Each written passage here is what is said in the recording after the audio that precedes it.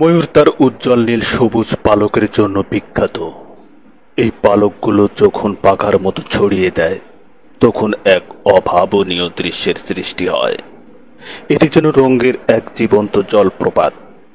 বর্ষাকালে ময়ূরের পেখম মেলানো এক সাধারণ দৃশ্য।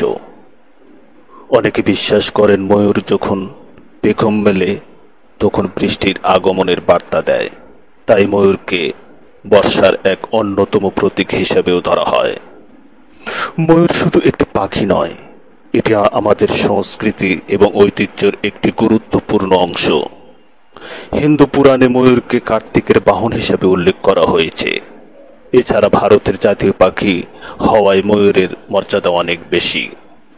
ময়ূরের শান্ত এবং রাজকীয় চালচলন মানুষের মনে শান্তি এবং ভালো লাগার অনুভূতি সৃষ্টি করে। এর সৌন্দর্য দেখে যে কোনো দুঃখ বা ক্লান্তি দূর হয়ে যায়। ময়ূর তার পেখম মেলে যখন নাচে তখন যেন প্রকৃতিও তার সাথে তাল মিলিয়ে আনন্দ উপভোগ করে। ময়ূর যেন প্রকৃতির হাতে আঁকা এক সুন্দর ছবি।